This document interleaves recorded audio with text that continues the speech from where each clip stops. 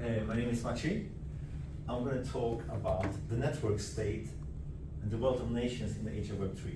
So the talk is actually mostly about the network state and just a few simple ideas about the world of nations in the age of blockchain, because it turns out that that's a very long and complex topic. So I'm just going to share like a few ideas about that. The motivation, the reason why I was thinking about this is that a certain financial institution asked me about advice about introducing a certain blockchain innovation in the normal financial system. And then I went back to think about the big picture. And I thought we should reflect what are the assumptions of the normal regulated financial system and the decentralized financial system. And actually looking back also to economics and actually philosophy of politics and government and so. All right. So first a reflection about one of the key philosophical differences between the regulated financial system and the one on the blockchain, and particularly I'm looking here at financial transactions in particular. So the norm by a financial transaction in the regular financial system is actually permissioned by a state. It actually, all participants actually have to belong to countries. They're basically individuals or companies, and they basically you have to be able to identify who they are.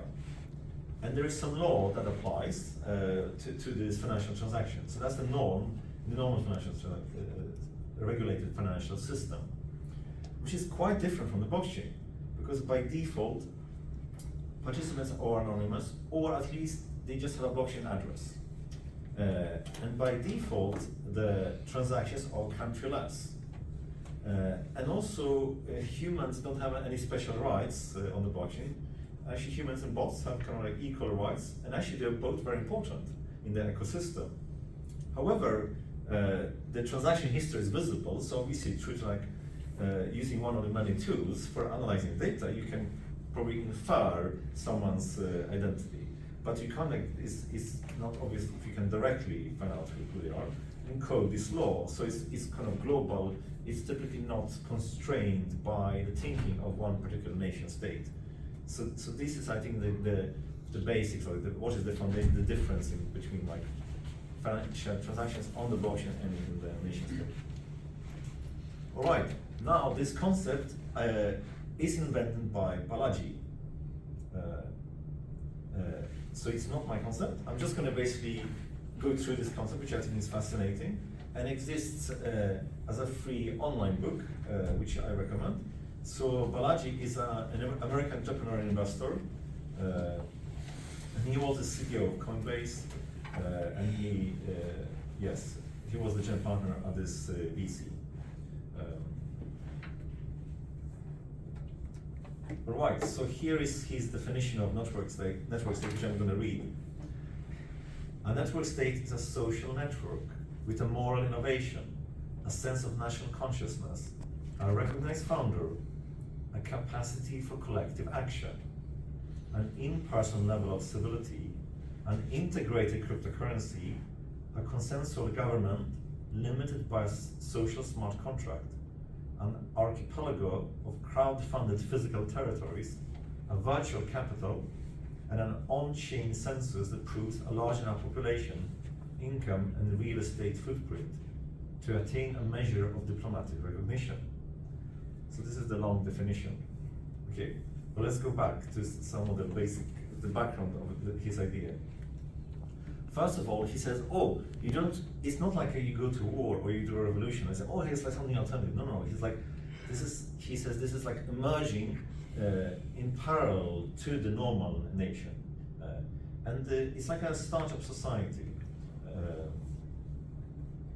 And it should be available, it should be capable of collective action.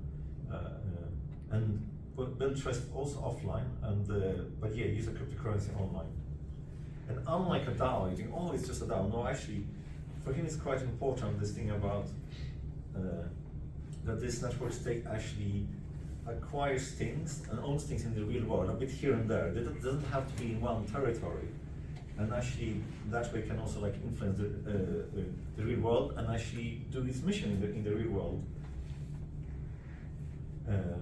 And also you should be able to like verify who is there, who is active, what does it own. So like a census, which obviously is possible to do on DAOs and on liquidity protocols.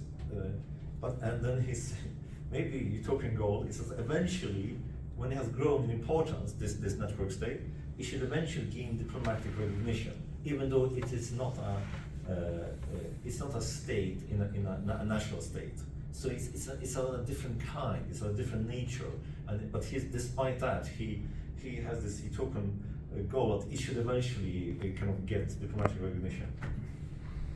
All right. So here, one aspect here, which he thinks is important here, is actually crypto history, or history recorded on a blockchain. And he also writes here, while innovating on technology means forecasting the future, innovating on culture means probing the past. So it should be possible to see what has happened, who has done what. So actually for him, like the ledger is like when you put like events as they've happened, so you can't later rewrite history.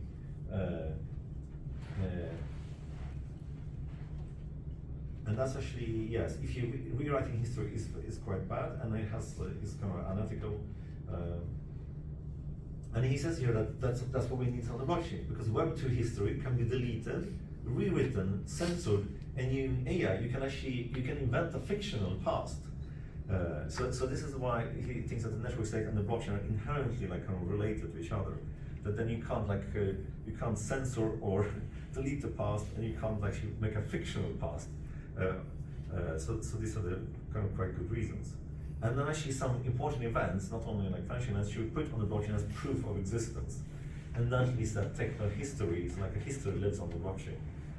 All right, and here are his arguments for why the network state, like in the long run, will be resilient and like should grow in importance, like compared to nation states.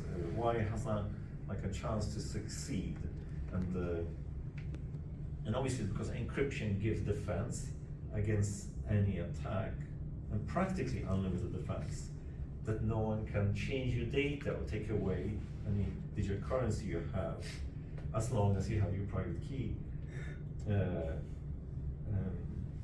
And the power of this as being a peer-to-peer network, and this is global, and it's like, yeah, people can engage remotely here, and that the code or the laws of this network state will be coded as smart contracts. And instead of having like a normal administration, then basically you verify things like all kinds of activities and administrative functions basically are then cryptographically verified in this network state.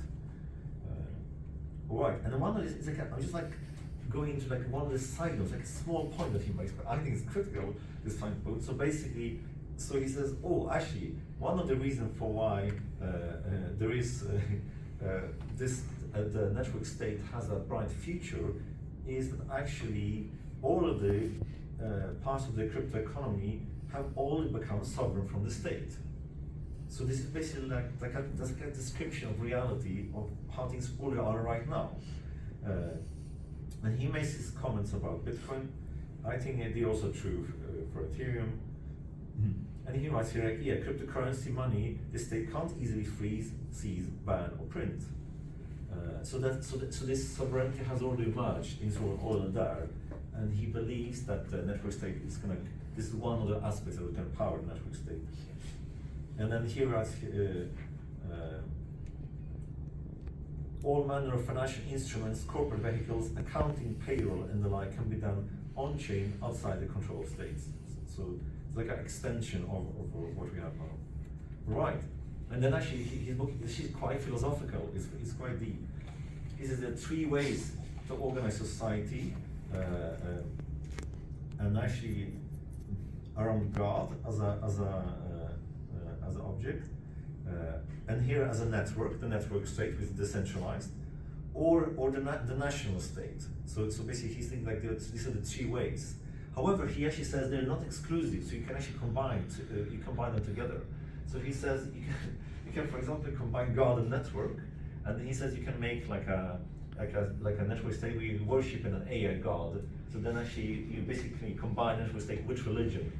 So hence he has some he goes through different cases basically when the different things go intertwined.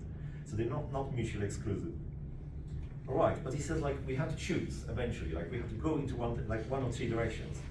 Either basically like this is a tripolar moment.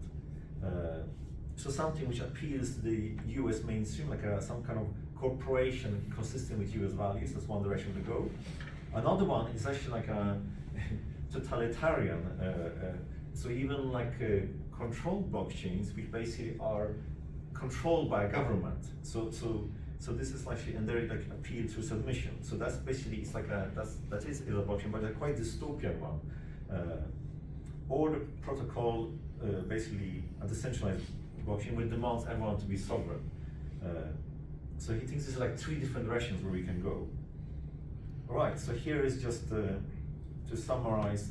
These are just like when you build, if you decide to build or participate in network state, these are basically the elements of what it should contain. So a social network where the participants can kind of talk to each other, and also quite important, it is a moral innovation. That actually you see some problem in society or something which is wrong, and you say my network state actually has this as a one commandment. That's how we call it, to fix this particular issue. Or address this central idea to focus around. So it's not only about technology, it's also a moral innovation, a sense of national consciousness.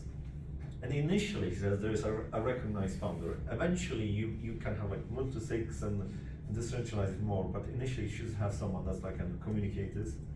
A capacity for collective action, also in the physical world, unlike just DAOs, he's about, we also see change in the physical world.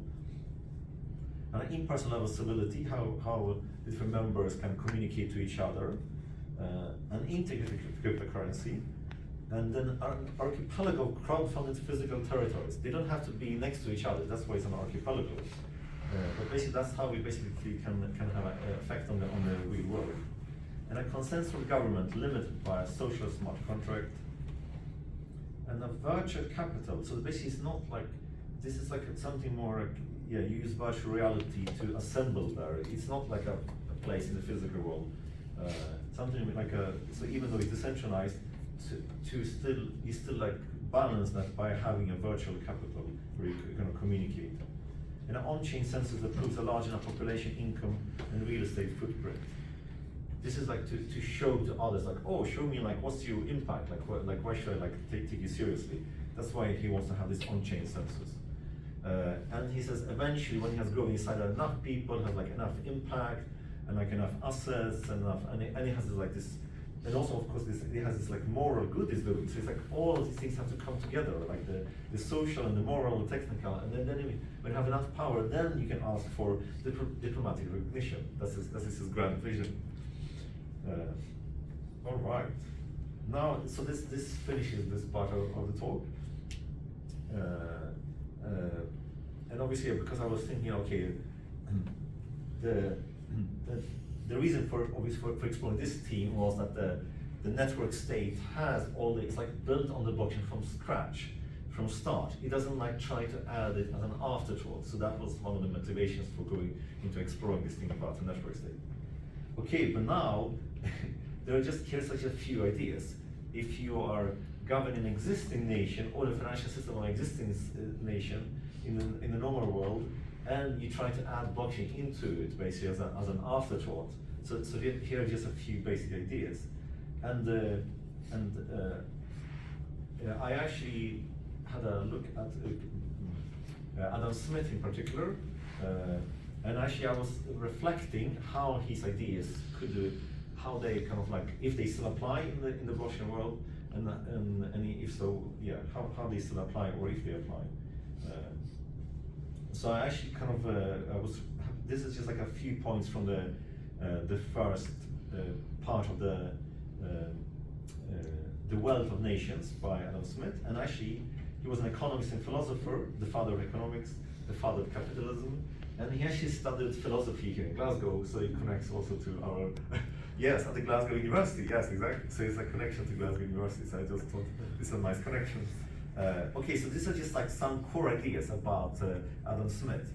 He was interested like in the productivity of a nation, and that people specialize, that not everyone has the same job, but like they become basically, they go narrowly into a certain topic, and they focus on doing that, and then when they keep doing it more and more, they become more productive. And then also like, then you can use automation, and then like job differentiation. Some people do something which is quite menial, and some do something abstract, and that if you take the sum of all individuals and all machines in a way, that's basically like the productivity of a whole nation. So that's why he's looking at the productivity of individuals and machines. If you take all of them together, then you know something about, okay, how productive is this nation, how much wealth can it generate. And then it was like, those next few reflections are actually a lot to do about market and market efficiency. So he said the market is not created by centralized plan, like they tried to do maybe in the Soviet Union. You say, oh, this should be worth this amount, like, and you try to set prices on things. But actually, he says like it emerges from the bottom. It's a mutual barter and exchange between individuals, and he wrote most dissimilar geniuses are most benefit to each other. So basically,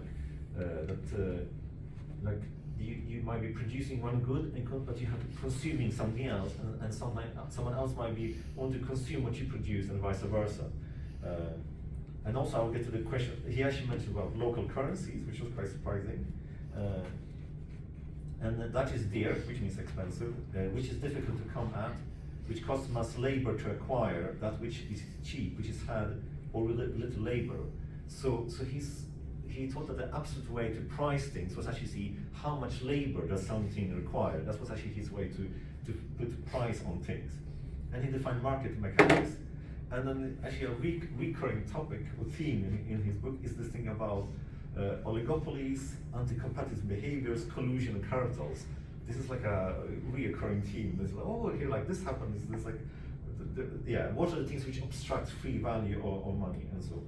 Right. So here's just like, and in fact, this is just a tiny bit. So some other talk I want to finish this, but anyway, here's just a few ideas. So the first idea here is that he said, okay, a market is not created with a centralized plan, with centralized pricing, but through mutual barter exchange between individuals. So all prices are emergent phenomena. And obviously, so I think this is what the centralized exchanges actually do. And here we have one of them, Uniswap, and then automated market makers. So they use this method for adjusting the price on asset based on supply and demand. And also there are these arbitrage traders, which also like are nested here. So I think actually, yes. So he writes, the market price is the actual price at which a commodity is sold. It can be at, above, or under its natural price. And then actually, if there is very high supply or very high demand, he says that sometimes the market's behavior changes. That basically, like there are some participants that, oh wow, there's so high supply, so I'm gonna like leave this market, I'm going to do something else. Or it's like very high demand, then basically, then actually more production might come in. So it's actually the whole behavior of the whole society might change based on like if the supply and demand is high. And so the individual participants starts changing their behavior. And then you have external regulation. You have lots of examples. For example, the government says, "Oh, we want you to export more, so we're going to like give you like a bonus for everything that you export." So you have these examples, and that actually kind of changes the natural price of something. And then like something about companies having excessively high profit margins that it keeps them secret. However, on the blockchain, obviously this is harder because typically all the apps and for example liquidity protocols, there you can look inside of this basically financial model. So these things are transparent. So if something generates excessive profits, then eventually this knowledge spreads much faster than it was like this a few hundred years ago. So in a way, that is also kind of I think that leads to better competition. And obviously, in the world of blockchain, market inefficiencies are so visible, so they can be traded. So the Flash was make them like you can trade them. And he writes a lot about commodities, and many of these commodities, and if not all, are actually now also on the blockchain as synthetic assets. Here, for example, synthetics, where you can actually trade gold and silver on the blockchain. Right. So this is like the notion of a market, how it has like evolved over time. And then he gives some example when basically there were like two villages next to each other, but there was some barrier which prevented a certain either labor or a certain good to move from one to the other. So he said maybe then the one village has like loss of this asset, maybe with some food or some precious metal, and the other one was like suffering because it had too little. So he knew basically when these artificial barriers were introduced, it created like kind of surplus and deficiency in different places, which he thinks is very bad, because he writes there at the bottom there lack of he thinks this is bad, and that's basically like then the citizens suffer. It's like a stealth tax. In fact, it's like competition. Because it's like something that prevents the free flow of money. And then the telegraphy, enhanced markets. Then we obviously have markets coming on the internet. That was like much later. And actually now we have the blockchain powered markets, and obviously the both digital currencies and NFTs, and the unique identifiers allows us to see exactly, like identify a particular good around the world between different markets, which is both digital currencies and NFTs and synthetic assets. So basically, so the blockchain actually has made this market much more efficient. So I believe it would have made him happy, because this is exactly the thing he was criticizing, that there was obstacles which were there a few hundred years ago. The blockchain seems to be removing that and providing like amazing efficiency, and it's very hard for a government to come in and introduce basically something which obstructs that efficiency. All right, and in this book he also mentions local currencies. He writes, sometimes local currencies, like for example, a village in Scotland where nails could be used as a form of payment method. And obviously, then you can exchange. I don't know what exchange rate was, but they were nails kind of hard to produce at that time. And then he also says money is given symbolic value. It's not intrinsic, but through a convention. And now in the blockchain world, obviously anyone can create a digital currency for their community. It's a fungible token. And again, if they establish like a convention around that, then basically then it it then gets a value. So the thing that he observed at that time with those villages having those like using nails as a form of payment, well, even now we have it on the blockchain, but it's not confined, doesn't have to be confined to a geographic territory. And those digital currencies, they also improve value exchange around the world. So this is a link between the past and the current times. Right. Then he writes lots about commodities. And he actually observed that at that time, a few hundred years ago, many rents were payable in commodities. So like say in food, you have to pay your rent in food. And he's like, why? That is strange. Why would you pay your rent in food? And actually he says only some cases you could pay your rent like in the currency pounds. And he actually said that seen over the course of a century, for example, corn rent was more constant than actually a rent payable in pounds, probably to inflation, I'm guessing. And actually, because maybe corn rent is more correlated to having something which has constant purchasing power. And actually now on the web blockchain we have something which is flat coins. So these are basically digital currencies that have constant purchasing power. And then has certain ethical values, because sometimes people criticize the blockchain and say, but these are, you use these values which have too fluctuating value. They fluctuate too much, so they can't be used in the real world. So I guess, both stable coins and flat coins have an important role to play to convince like the old world that they can rely on this as a financial system. And here actually I have found one example, the Frax price index is one flat coin, but it's not a recommendation to use it. I'm just saying this is one of several such projects. It has challenges and risks, so basically it tries to to adapt to inflation. And Forbes is criticizing this Frax price index and says beware, and then basically says, oh, it could actually implode and so. So it's like an area of ongoing development, how to make like an asset basically that lives on the blockchain, which has constant purchasing power. But it'd be nice because that has like it would be quite a useful ethical thing, because you could give it, let's say, someone as a grant or as a subsidy, and you would know we'd not be eaten by inflation. So that's anyway. So his concept of corn rent has now on the blockchain, surprisingly, it has been reincarnated here as the Frax price index as an example of a product. All right. So when he wrote his book, it's like you have the nation state. Inside the nation state, you have a corporation, and the corporation, and then you have individuals there. So the corporation pays tax, and to the state, and that's why.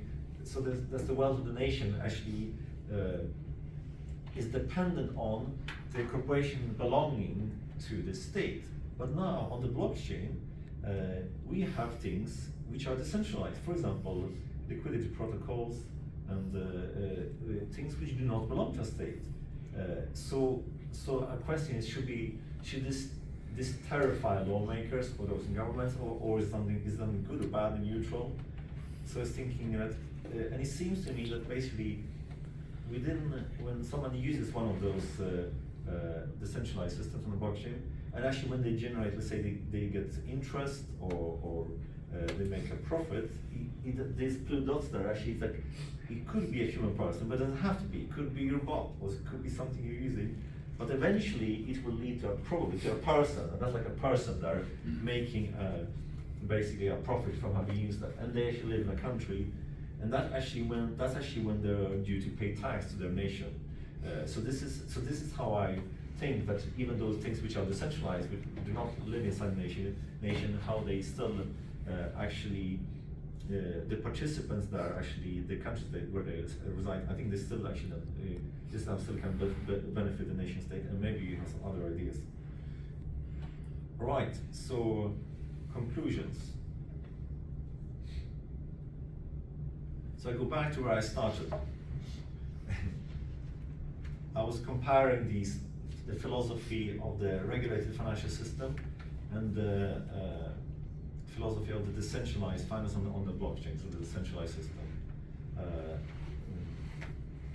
So the philosophy of the regulated system, it assumes there are states, and they have like cultures and laws, and conventions.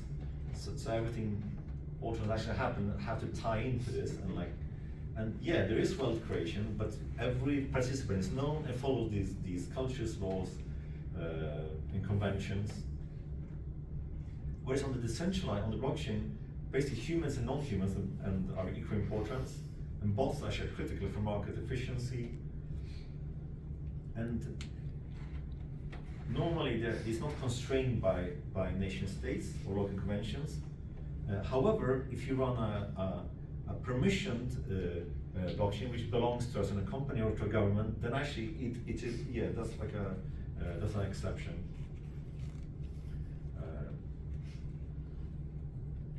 And this is a global market with minimal friction. So I've tried to explain for why a lot of these obstacles which were there have disappeared on the blockchain. And yeah, and code is the global law here, so it's actually less dependent on the law of a particular nation state. So the final slide here is a reflection if there is a centralized financial system, a nation state, is the presence of a decentralized financial system, is it good or bad? So the top one would mean like, oh, it's a synergy. So this is like neutral. This would mean like, oh, actually, I'm afraid of the decentralized financial system because it will come and take some of the value. So I want to block it because it's dangerous. So this is like, so these are like different ways how you can like think about the relationship between the two.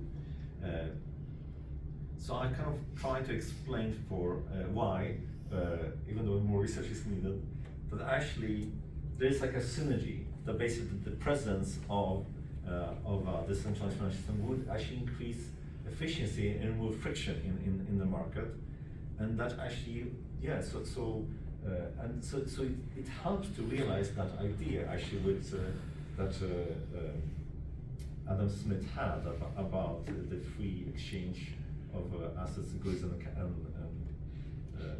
I think he actually helped to realize his vision furthermore. So that's why I think this is the presence of a decentralized financial system is a benefit even to a nation state and even to the centralized financial system.